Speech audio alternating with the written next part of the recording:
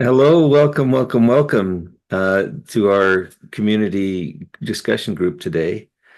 It's the 10th of October, by the way, um, on 2024. We have one of the pillars of our CHC group, someone that has supplied energy, excitement, and a lot of her own work and help to help make these things possible. And so we really ought to listen to her. She's going to be teaching us about the true principles of coaching, which are important for families, important for our businesses, for almost every relationship that we have in our life. It is all about helping people and coaching each other. So, without further ado, Vicki, I'll turn the time back over to you. Thank you. Can you make it able for me to share, please? Absolutely, you do.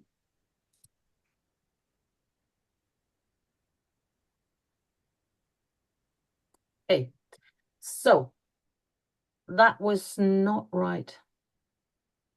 What happened? Wait a minute.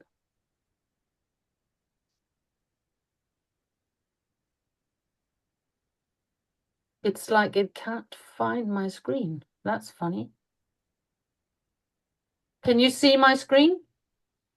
You can see your screen. You can start it from the beginning. Yeah, but I think you are seeing the wrong. Which screen are you seeing? Are you seeing the one with all the people and holding hands? Yes. Good. I was starting to think I had fairies in my I am a bit put off because my computer crashed totally yesterday. So I had to pack everything and go to the mainland and on my knees beg someone to fix it for me for today. But we are going today to talk about how we can have a good heart as a coach. And I think that is very, very important. Because someone may ask, why should I even want to be a coach? I don't know. But if you want to be a coach, what would be your biggest goal? What would motivate you? Teaching your clients, maybe? Maybe making the clients understand? Or showing the client the right path? That is one form of coaching. And then there's another form of coaching where you would assist the needs of the client, inspire the client to know, and of course, on the way, ask questions. Make sure the clients see you. Make sure you see them, because it's always the little things that will make the great things happen. And the same goes for coaching. What makes a great coach then? If you are unsure, if you possess the right temperament or the right skills to coach effectively, what then? What can you do? You can improve your skills. And improving skills is what we are very good at CHC. Because what we can show you is how to be empathic the right way, to listen more than you speak, ask powerful questions, and listen to the answers, observe the person with your heart, build relationships, guide, don't instruct, turn off any key of judgment and be patient, and learn and keep learning, because learning is for the rest of our lives. It's not something that stops then. So if you want to know what makes a great coach, then I think it must be only one answer possible: a satisfied client.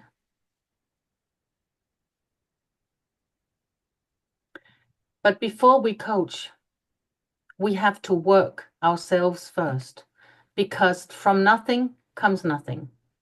So if we don't work ourselves on us, then I think sometimes it could be difficult to act as a coach. A good coach, in my book, is really, really enthusiastic.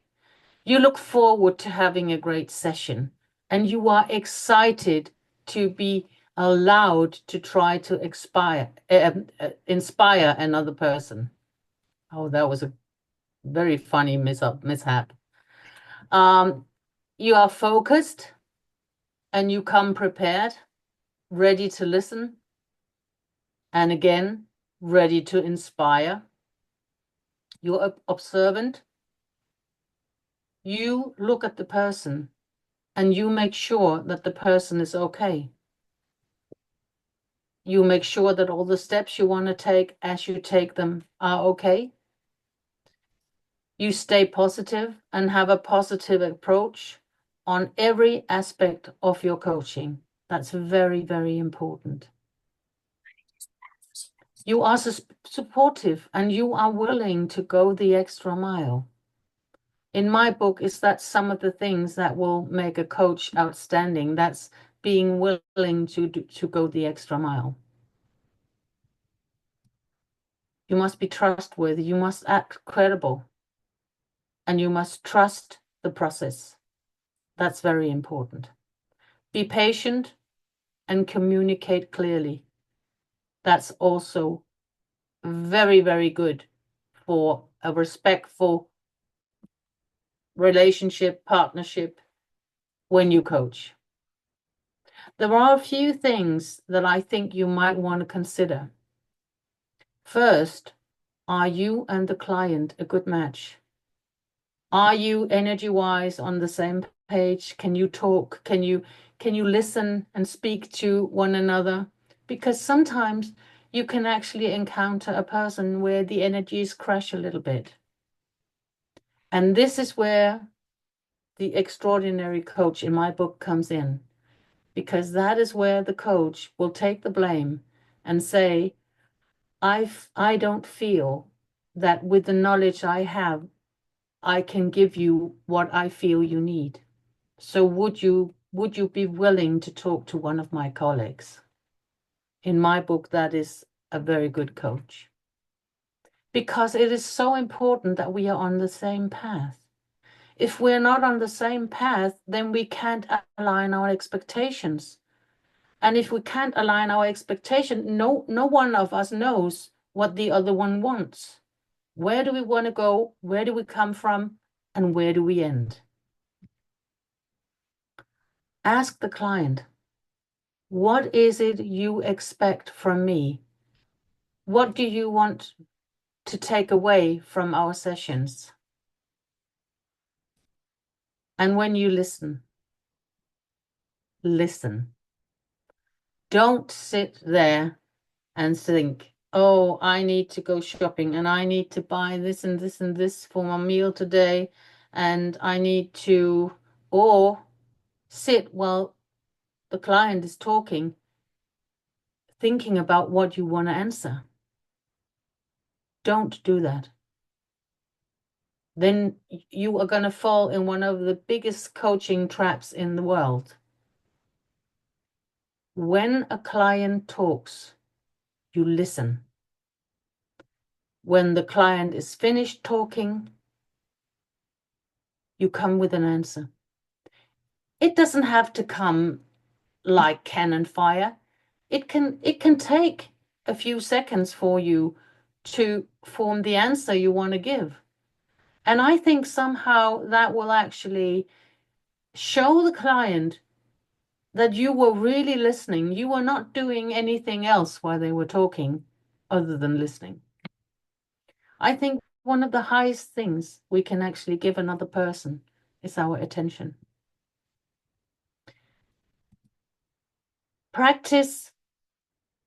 Be patient, and wait for the answers, because there might come question or answers your way. And it is more than okay if there's a little break there as well.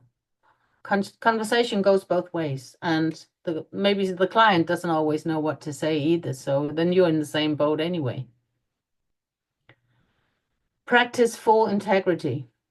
Be honest and stick to only what you know. You must be certain what we do is right, because we are talking about other people here. So we cannot just, blurb out whatever we want to know. We need to know that it's right.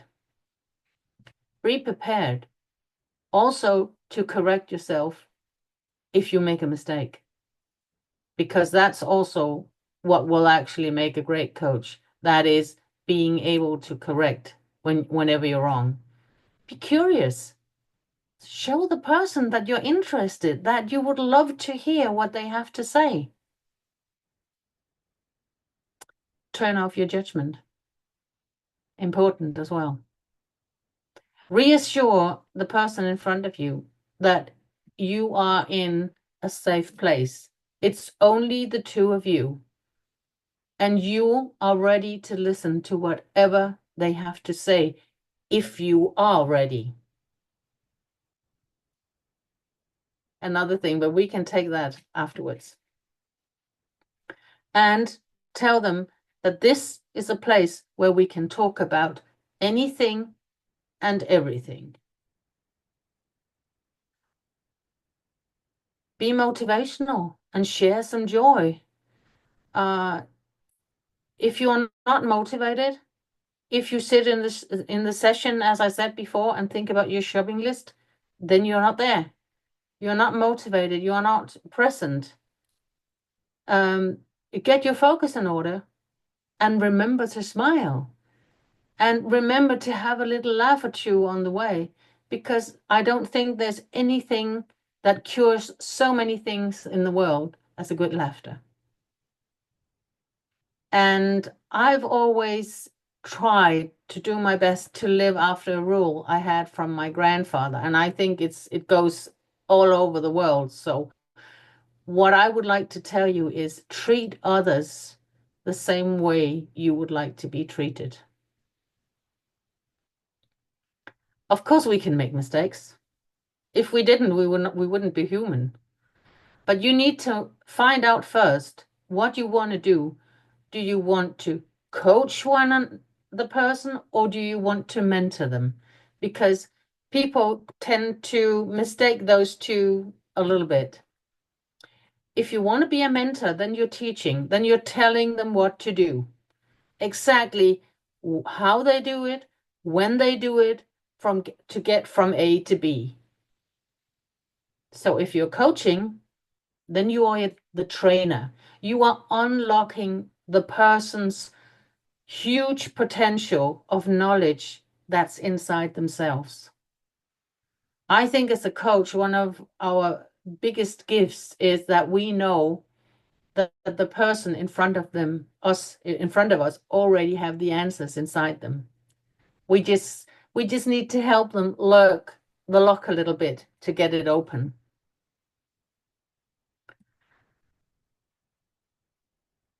If the coach talks too much, if the coach takes over the conversation with things they have experienced, things they would do, or just, it might sound obvious and trite, but it's also a mistake we can make, that we maybe talk more than we listen. Listen with your heart, because that's one of the most empowering things I think that you can actually give another person, is your ability to really, really listen. Also, when they have difficult things to share with you, and that you will just sit there and listen until they're done talking. Sometimes they can pause and then they take up the talking again, but let them finish talking. Wait, think, and then you talk. Ask empowering questions. Don't interrupt, don't interrogate, and do not form again any response while you're listening. And don't change the subject. Stay on the subject that the person in front of you have decided they want to talk about. Maybe you can differ when you've dug a little bit in it, but stay on the put. Avoid to say, "Are you sure?" That's not so bad. You know what? I think if you go home and sleep on it, I'm sure it's going to be better tomorrow.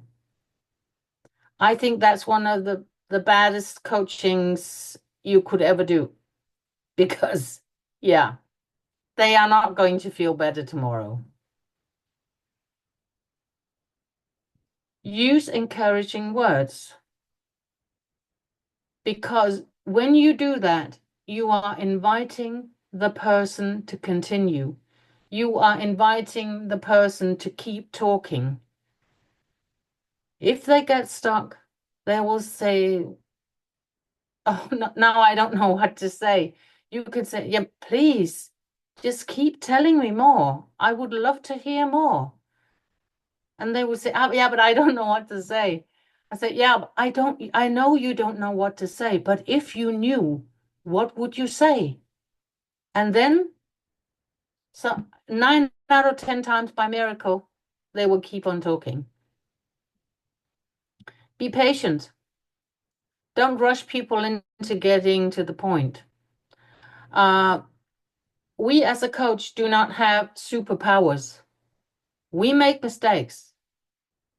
I'm not perfect. You're not perfect. They are not perfect. So we fit like a hand in a glove. And I think the sooner we realize that, the better it goes. I can assure you one thing. I've made so many mistakes that you won't believe it. And I've even invented mistakes that you wouldn't believe could exist. And then again, I'm still here. And that's because I am not afraid to make mistakes. And please don't be afraid. Don't be afraid to make mistakes. Because every day has its own mistake. And it's important that you just say, "Okay, that was the mistake of the day." You might lean back now and say, "Well, I don't think I'm a coach." I don't think I'm a coach. Do you have children or animals? Because if you do, you're already a coach.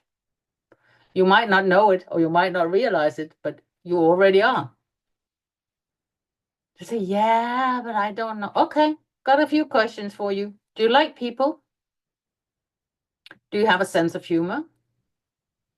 Are you a good listener? Are you able to, during maybe an hour or half an hour, to say, "You before me"? Because that is how a session goes when you coach. And you know what? Don't worry about the mistakes you are about to make, because you are going to make mistakes in the future. But you'll learn from them, and that will make you an even better coach. So for me, having the heart of a coach starts with, who are you? Who am I? Who are you? And if you're able to do what we've talked about, listening, not talking too much, be coachable yourself, then I have a little wording for you that's called birth. It says, be present, inspire the people in your life, relate to what you're told, think about the best way to assist or help. Always have your heart in your talk and your guidance, because then you are going to be safe. And a good coach can always change a game, but the great coach are able to change a life. And that's why I can only say, join us here at CHC, because we live for doing good. And I hope you have a lot of questions or comments or things you want to share with us, because we would love to hear them. Vicki, that last statement you said was fabulous. A good coach can change a game, but a great coach can change a life. That is the deal right there. Thank you. You're welcome. Melanie? Vicki, that was just spectacular, fabulous. I think I'm gonna cry. I mean, wow. And everything you said there is what I experienced when I first met you, when I first spoke to you, and you were helping. I don't know, is it going to be about my goals or something, or making a vision board? And I couldn't believe that you made me feel so okay, and how that what I wanted was important. Anyway, I just learned so much that I don't even know how you put that together. Even the pictures were so fabulous. And I love that you said at the end that you might think, oh, I'm not a coach. I'm not a coach. Because that, I could just see where I'm making a lot of mistakes. In my own life, in my business, when I'm trying to coach people. Thank you so much. And I realize too that I guess, like, when I think of my business, a lot of what I do is I try to mentor, but really need to put in. I can see where I'm, it saves you a lot of time, really, if you listen to what the other, to the other person. And I'm talking to myself now, and not, That's allowed. That's fine. I, I do that all the time. That I always think, oh, I can see where they need to go.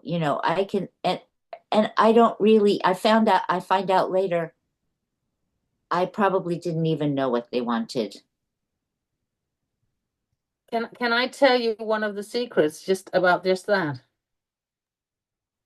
Please. People do actually know it themselves. You just have to help them turn the key. Don't tell them, because they need to figure that out themselves. Because if they don't feel it themselves, it's not true to them. Then it's your suggestion, not something they came up with. Does that make any sense to you? Yes. Good. I'm sort of in awe. And thank you for your lovely words, Melanie. Makes me proud. Thank you. Thank you.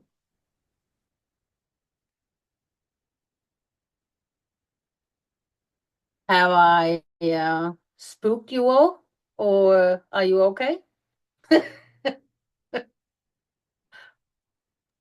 No, we're all thinking, I believe. I told people I don't know if I'm a coach either, but I know that I have a heart of a coach, which means I believe in the power and ability that other people have also. And believe that, you can make a difference. Sometimes just by the small things that you said, I really love that. He says it sometimes just not this just the small things. It's listening, waiting, being patient, having that empathy for the other person, and then things start to magically happen in their lives and in their understanding. And you're right. It's one of the greatest feelings in the world. And often, that people say, "Well, thank you so very much," and so, "Well, I didn't do anything." Really, you did it all. It was your vision. It was your thoughts, and it's what you want to do, and you're making it happen. And wow, great. You know. But anyway, yeah, thanks, Vicki. Yeah, but no, it's just so true. And you know what? Sometimes, I don't know if you ever experienced it, but you can actually touch a person's life without knowing it. I had an experience, I think a few weeks ago, where I ran into someone from my old network. And she said, you know what? You said something to me under a training or after training, or I don't remember what it was. And she said, you know what? That stuck with me all the way. And I was just like, okay. So sometimes you can actually have the privilege to touch a person that you don't even realize that you touch. And I believe you're all coaches. Some has coached more than others. And I certainly know with my heart and my mind that Dr. Gary Samuelson is a fabulous coach. He has never told anyone what to do, but he's always listened. And that is a fantastic skill to have. Because listening is not easy. Listening is very difficult because in the beginning you have the, oh, you've learned so much and you have the urge and you think, yeah, I know exactly what you need to do. No, it's a no-go. Don't do it. Don't go there. Ask, where do you want to go? I don't know. I said, you know what? I know you don't know where you want to go, but if you knew, where would you go? Oh, then I would go there. And then, oh, fine. Said that's a great decision. Are you going that way? Yeah, just might. You know, I didn't do anything. And just like Gary said, they say, oh, you didn't, I didn't do anything. I don't know if it makes sense. Good. Trine is nodding. I like that. Anybody? Questions, experiences, anything? Share it with us. We'd love to hear it. Trine? It's just like I'm a trained regression therapist, and we were trained to do it like that and that and that, and I understood it. But now you're talking, it's like it's different layers of understanding the stuff I'm actually have been doing a lot of years, but it's layers like this onion. It's yeah,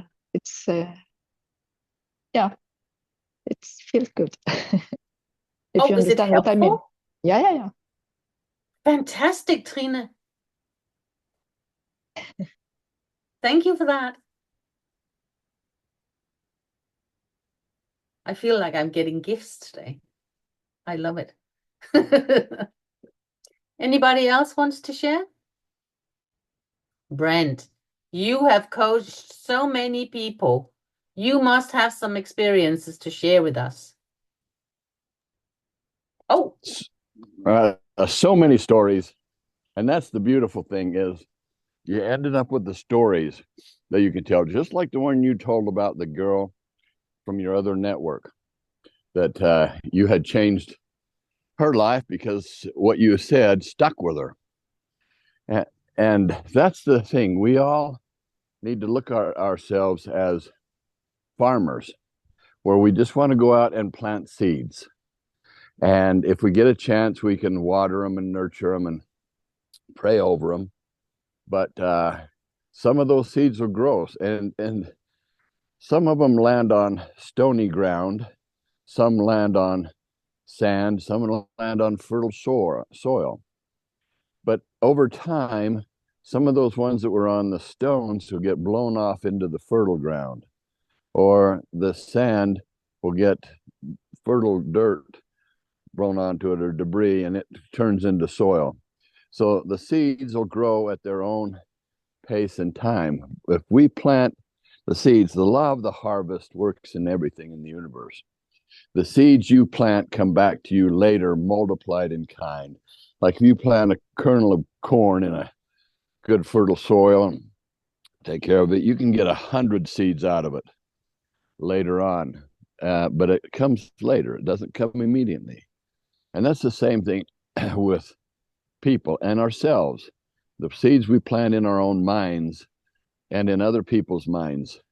And the way you plant them and get them to sprout is the techniques you gave us was so critical for people to understand about coaching, is listening, find out what they want, and then help them come to their own conclusions about how to do it if you can. You know, I've always been guilty of just handing out the information, you know, and hopefully, you know, they're ready for it. But a better technique is ask enough powerful questions that they come to that answer that you already have. And so, you know, I could tell you hundreds of stories about people and things, but that's the basics of it all, is right there. And if you really care about other people, your focus is on how you can help them, not just how they can help you or the money you're going to get from helping them. They feel it. People know your intentions. They can tell whether you're focused on them or just their money. And so that's you did a fabulous job, Vicki. Thanks. No, thank you, Brent. Sally?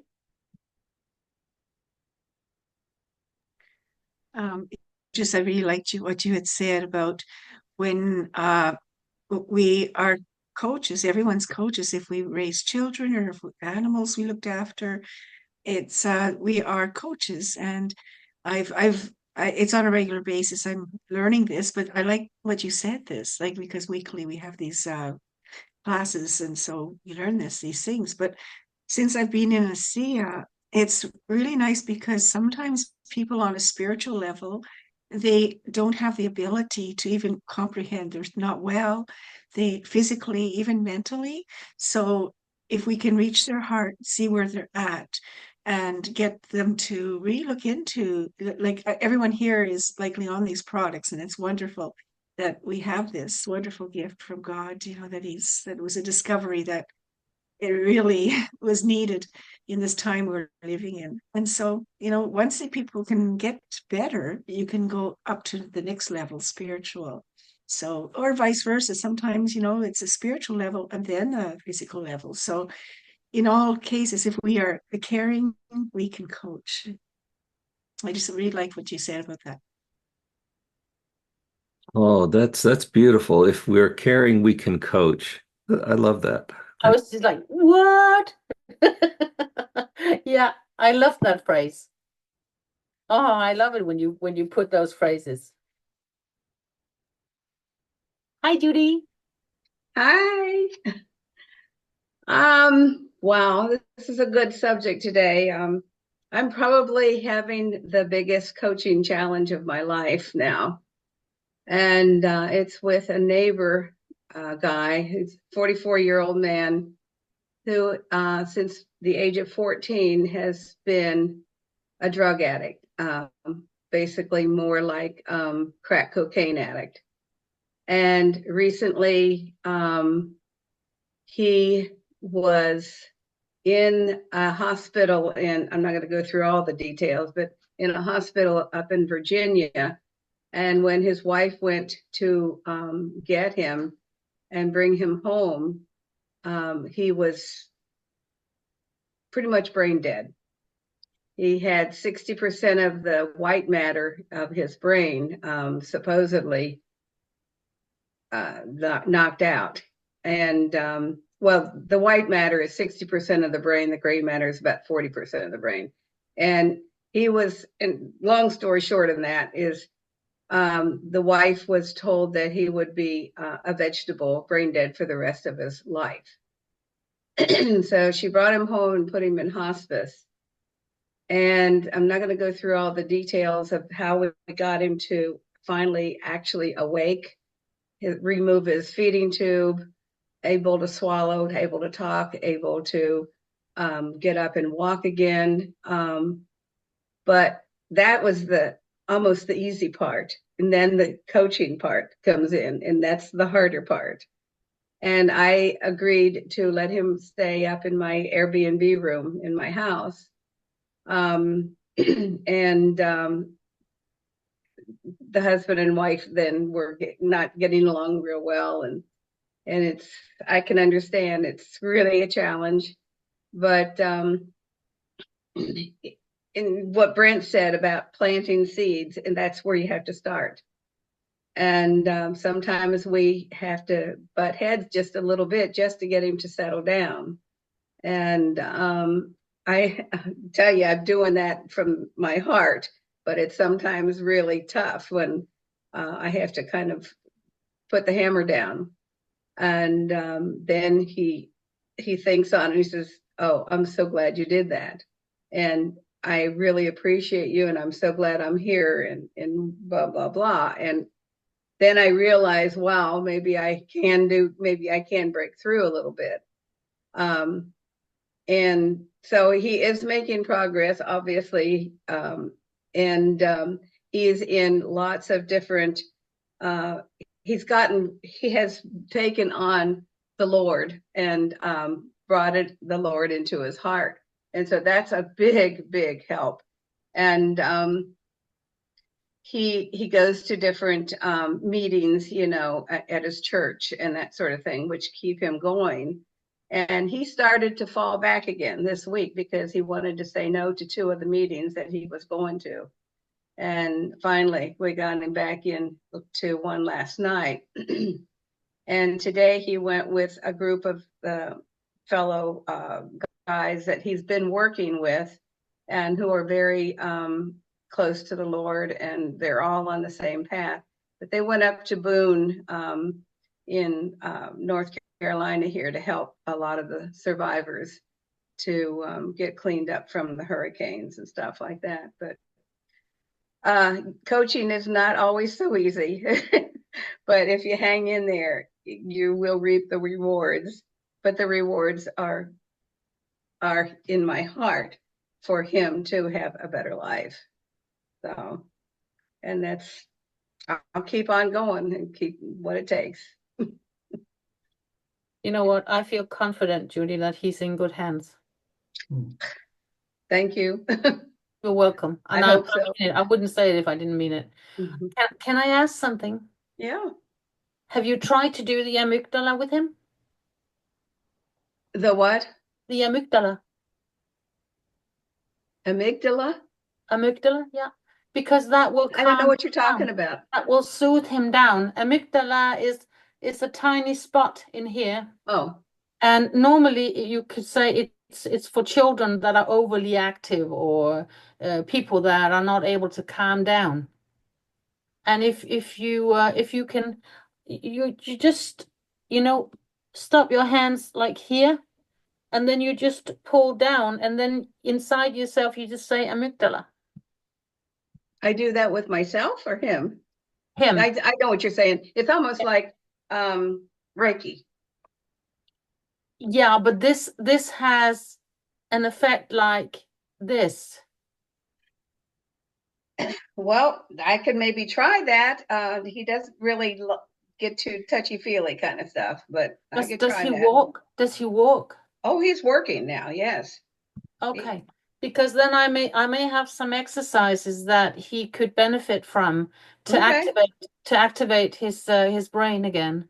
He likes if you say exercise, he'll like it. Okay. Yeah. Yeah.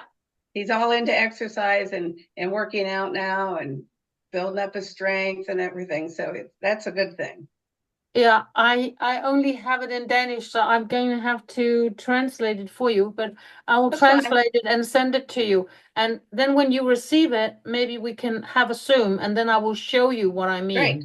Excellent. Excellent. Yeah. Thank you. Yeah, Vicki is certainly one to believe and follow on that regard because of her own problems with mental and brain damage. And so you know, she's worked through it and has become one of the greatest functional people that I know. Yeah. And so, Okay, yeah. Judy? Yes. One thing that might, help, there's 2 books out there that are just fabulous. You put them together and you got it all. In fact, these guys work together with a big, huge church. I think it was a Crystal Cathedral down in Southern California. And they helped hundreds of people change their brains and stuff. Anyway, one's called The Better Brain Book. It's called Change Your Brain to Change Your Age by Dr. Amen. Oh, I know showing Dr. Amen, yeah. How to reverse dementia and Alzheimer's. Mm-hmm. And in fact, on page 331, he's got supplement, big list of them. But they both are about the same as far as their nutrition counsel and everything. But with somebody with, that's, had that brain problem, Mm-hmm. especially with those dopamine and the supplement will really help is 5-HTP. Mm-hmm. That's the precursor to serotonin in the body. So that makes them feel good.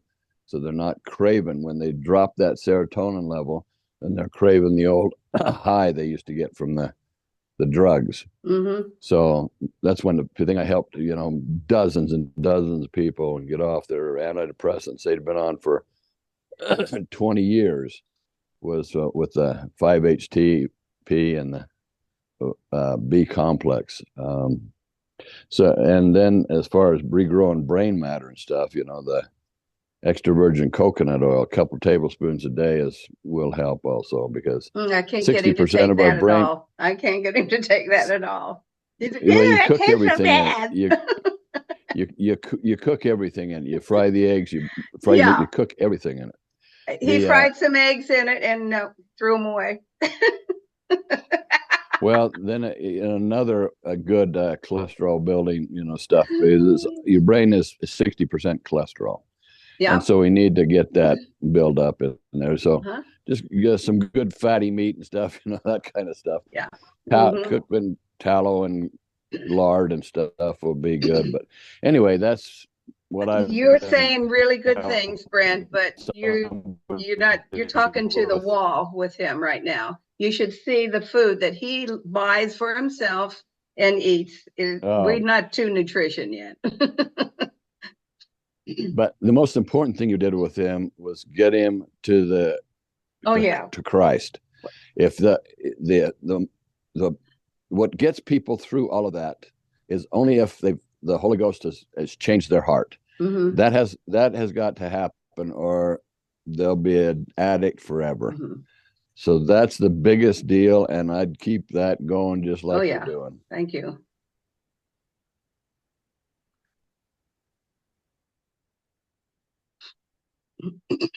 Thank you very much, Judy, for sharing that. I think this is, I can understand why you feel challenged. I would feel very challenged as well. But if you say he's willing to train, I might have something that can help you a bit along the way. Yeah, I will translate it and let's talk. That'd be wonderful, Vicki. Thanks. You're so welcome. Stephen is saying that brain and biome connection is a miraculous way to receive healing. We know that. We've all heard all the good gut things from Simon. So I think we're on that page as well. But thank you for reminding us, Stephen.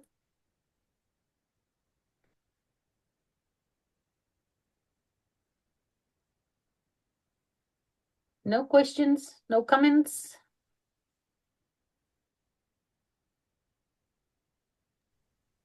Just a little comment.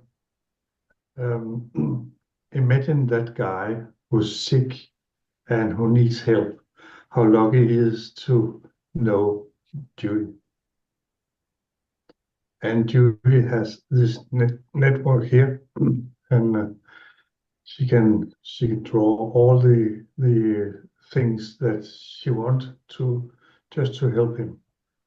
I think it's really good network. Thank you, Ellen, for reminding us what CHC is all about. Because this is what CHC is. We are a community of people helping people. And I think that's the absolute beauty of it all. A lot of us, we wouldn't even know each other if it weren't for Gary.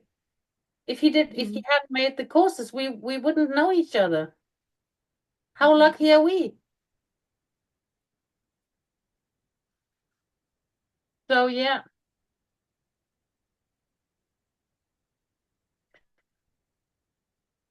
Of course, next Thursday we are going to have a session again. Brent, do you want to say something?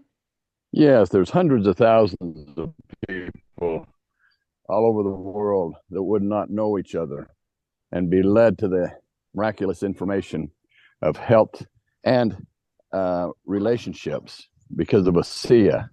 Without, Gary listening to the spirit and being led to how to stabilize that, hundreds of thousands across the world would not be led to a SIA.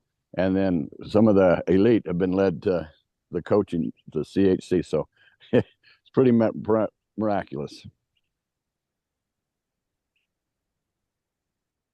And I think one of the things that we also need to consider is that we are able to, all of us, to touch lives if we choose to do so. It will take something from all of us to do it, but we can all do it if we want. And it doesn't matter if it's physical, if it's mental, or whatever it is, but we can all do something. And together we can almost do everything. It's like having that tiny, tiny snowball, and you just push it down the slope, and by the end you have a humongous snowball coming rolling down the let's form a lavine or an avalanche or whatever you call it, and get out and help somebody. And I send all my prayers and love to all the people over there that's in connection with the terrible storm and the water. Oh, I've seen it on the news. I'm gut-wrenched. Hi, Sarah.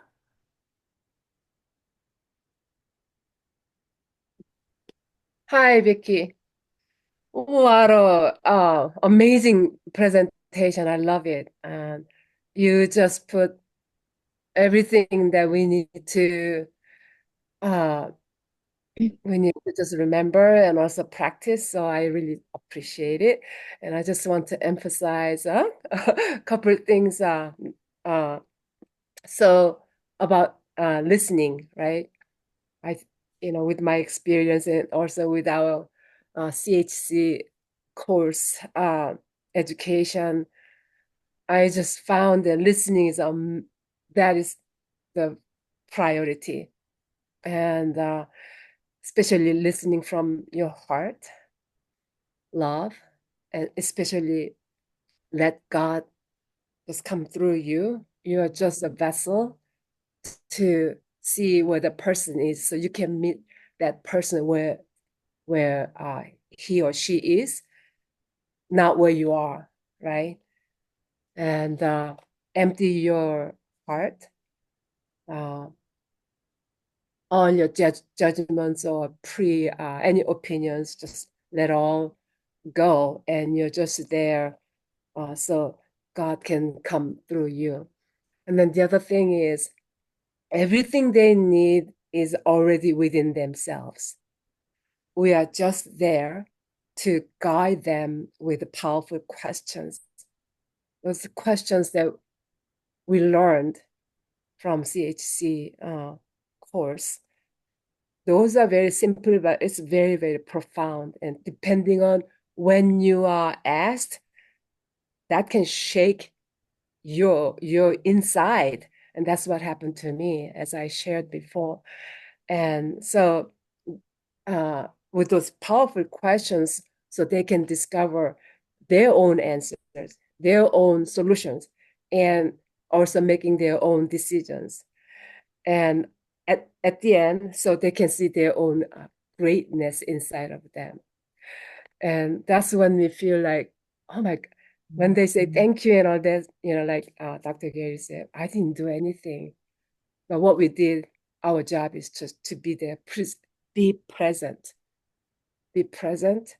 and it's not you doing it. It's actually the Spirit of God and coming in and take over. And that's why this coaching thing is so divine. And that's the only way we can actually touch their heart. We cannot touch their heart. Only the Spirit of God can do that. And they can receive that.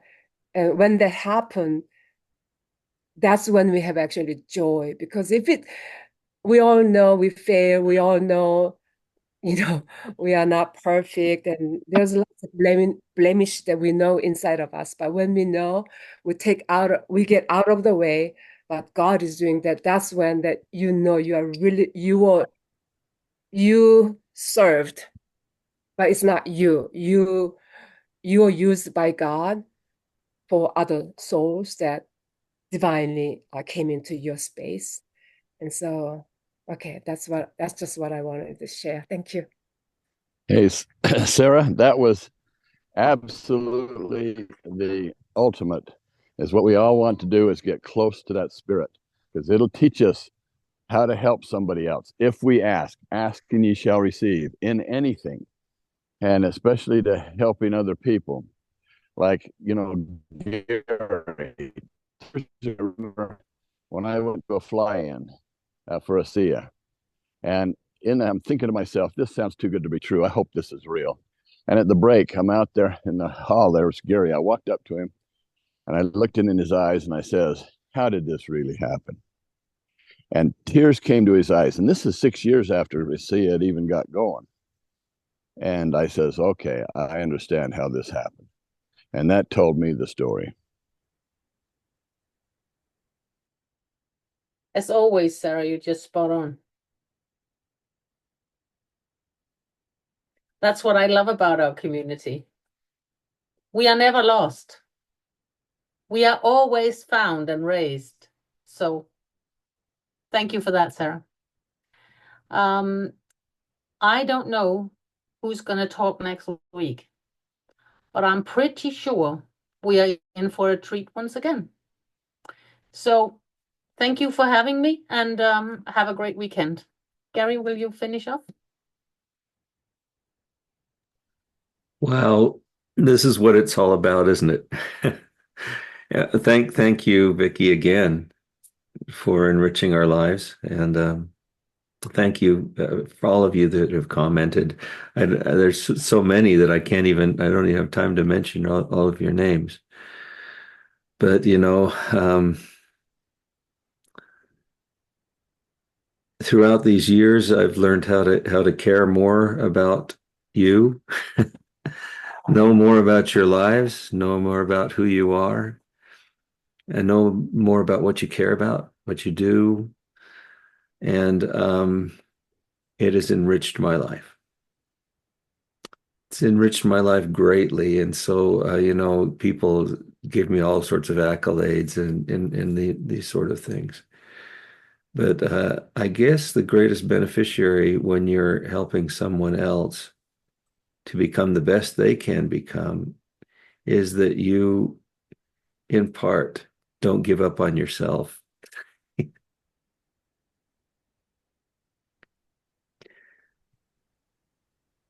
So don't give up on yourselves.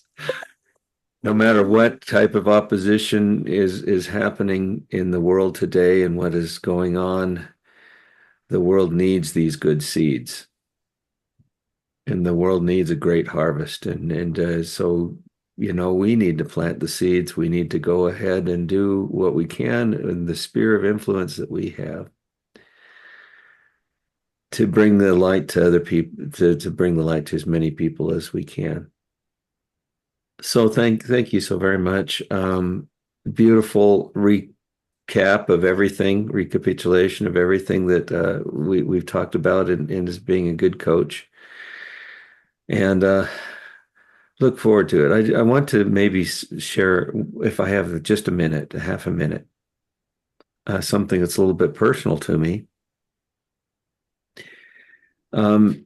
Just recently, I've been thinking about, what my role in my future is, of course, and around trying to understand myself. So even great coaches need coaches, and I started to realize that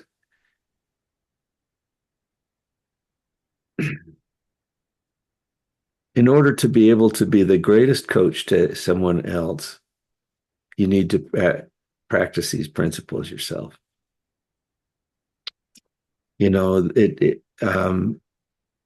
Bringing all of these things to yourself, nurturing yourself, being the best you can be with what you have, and using these principles every day in your own life is what really makes it happen. And so going through self-introspection, I've been going through a lot of self-introspection lately.